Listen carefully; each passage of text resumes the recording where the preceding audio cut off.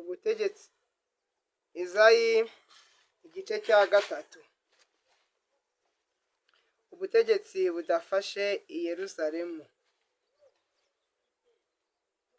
Dore Nyagasani Imana umugaba w'ingabo azima Yerusalemu na Yuda inkunga iyo ari yo yose, abime icyitwa umugati n'amazi cyose.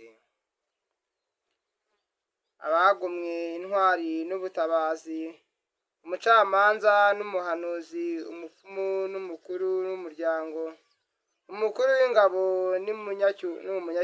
n'umunyacyubahiro, umujyanama, umunyabukorikori n'umuhanga mu by'ubushyitsi.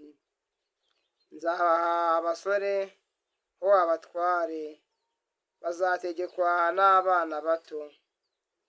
Abantu bazagirirana nabi, umwe arenganya undi, umwana akangaranya umusaza, umutindi asuzugura umunyacyubahiro.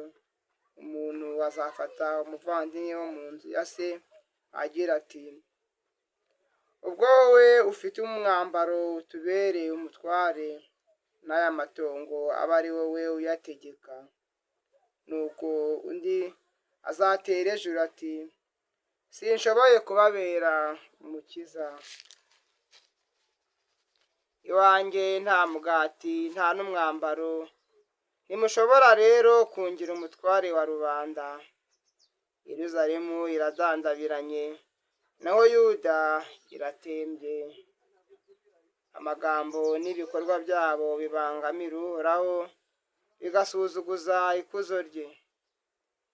Imisusire yabo niyo ibashinja, beruye ibyaha byabo nka Sodoma.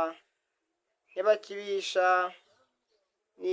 nibigorerwe, bo bikururiye amakuba. Nimuvuge muti: intungane irahirwa, kuko izanezezwa n'imbuto z'ibikorwa byayo.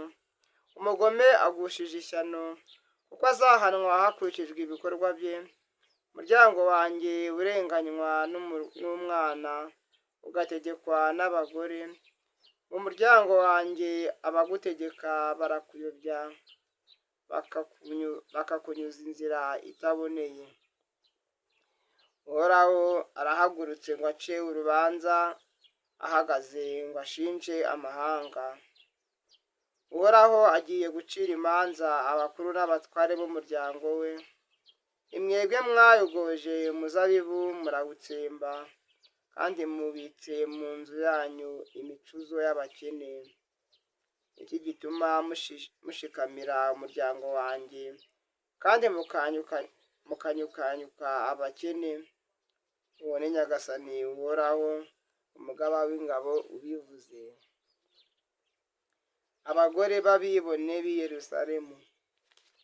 Uhoraho avuze atya: kubera ko abakobwa b'i Siyoni bishyize ejuru, bakagenda bagamitse amajosi bica amaso, kubera kugendera ikimero bacinya amayugi, bambaye ku maguru yabo, Nyagasani azateza ibihushi imitwe y'abakobwa b'i Siyoni, maze bimyore uruhanga rwabo.